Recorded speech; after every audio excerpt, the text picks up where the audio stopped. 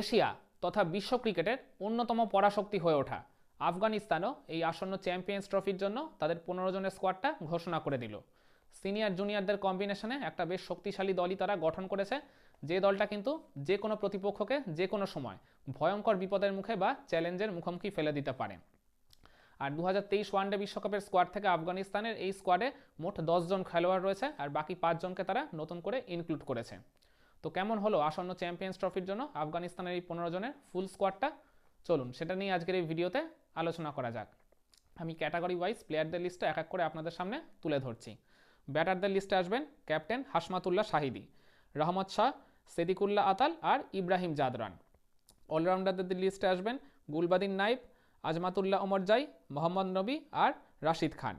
Wicket কিপারদের তালিকায় আসবেন রহমানুল্লাহ গুরবাজ আর ইকরম আলী খিল। আর বোলারদের তালিকায় আসবেন ফজল হক ফারুকি, ফারিদ আহমেদ মালিক, আল্লাহ মোহাম্মদ গজানফর, নূর আহমেদ আর নাভিদ জাদরান। তাহলে এই হলো আফগানিস্তানের 15 জনের ফুল স্কোয়াড এই আসন্ন চ্যাম্পিয়ন্স ট্রফির জন্য।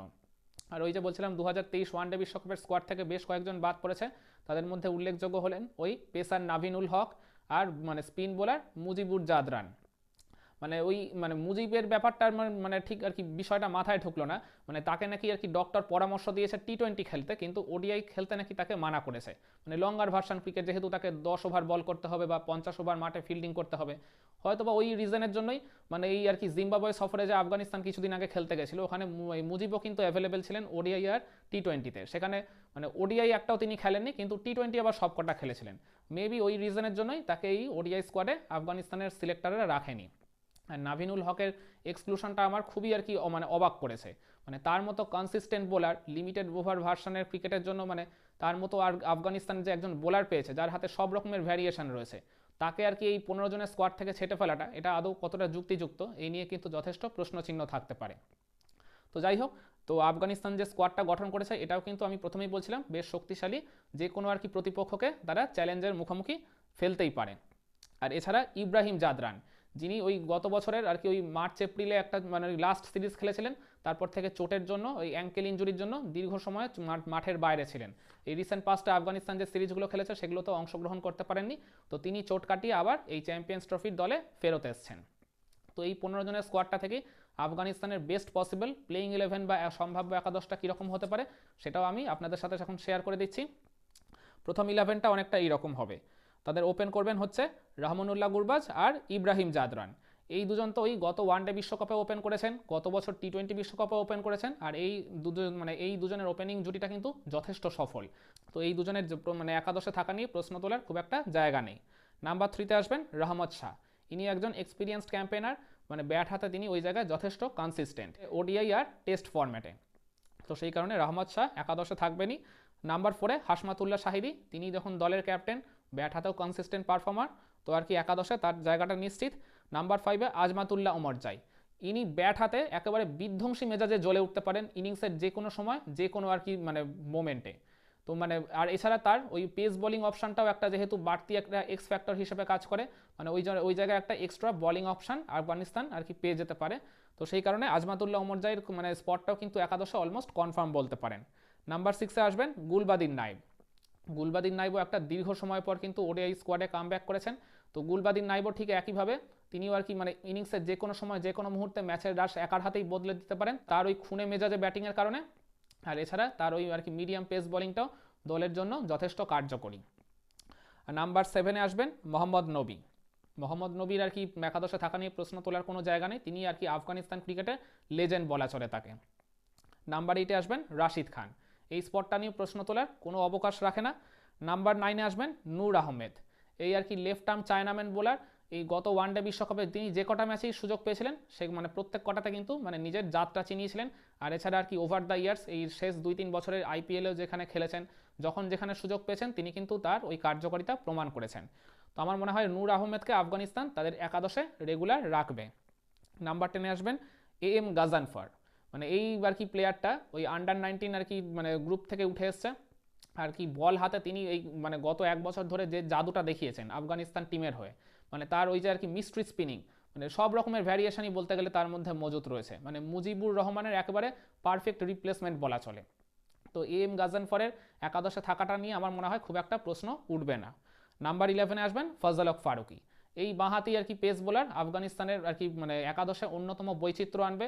তিনি বোলিং মানে অ্যাটাকটাকে আর কি নতুনভাবে পরিপূর্ণ করতে সাহায্য করবেন। আর এছাড়া ওভার দ্য ইয়ার্স তিনি তো বল হাতে যথেষ্ট কনসিস্টেন্ট একজন পারফর্মার।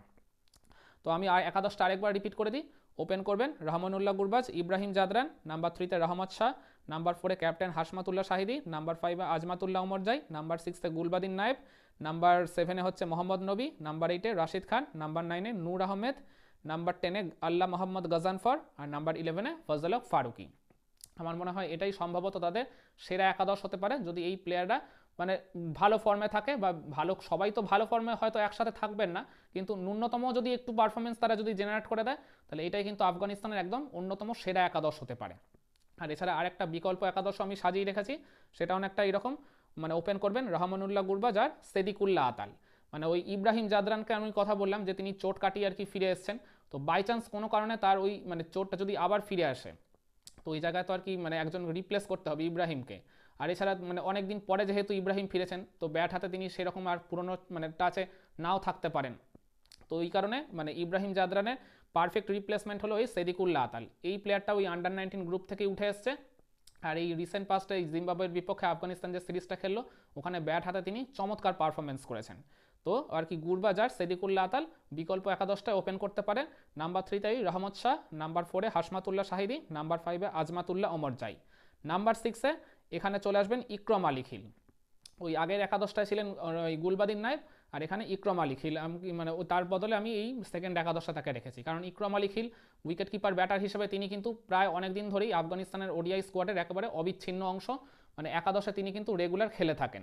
গুলবাদিন নায়েব বরং অনেক দিন পর ওডিআই সাইডে কামব্যাক করেছেন, ইভেন তাকে এই গত জিম্বাবুয়ে সিরিজে কিন্তু খুব একটা খেলানো হয়নি, মানে খেলানোই হয়নি, 3 ম্যাচের ওডিআই সিরিজে একটা ম্যাচও খেলানো হয়নি। গুলবাদিন নায়েবকে আমি শুধুমাত্র রেখেছিলাম তার ওই ব্যাটিং বলিং আর কি, তিনি দুই জায়গায় আর কি টিমকে যেহেতু কন্ট্রিবিউট করতে পারবেন, দলের ভারসাম্যটা ঠিক রাখার জন্যই তাকে মূলত আমি একাদশে রেখেছিলাম। কিন্তু আফগানিস্তানের টিম ম্যানেজমেন্ট তাকে যে রাখবেই এরকম কিন্তু কোনো গ্যারেন্টি নেই। তো ইকরম আলী খিল যেহেতু আর কি দীর্ঘ একটা সময় ধরে একাদশে খেলে আসছেন আফগানিস্তানের হয়ে, তো সেই কারণে আমি মনে করি নাম্বার 6-এ ইকরম আলী খিলকে দেখা গেলেও যেতে পারে। নাম্বার 7-এ তখন চলে আসবেন মোহাম্মদ নবী, এটা তো ফিক্স স্পট।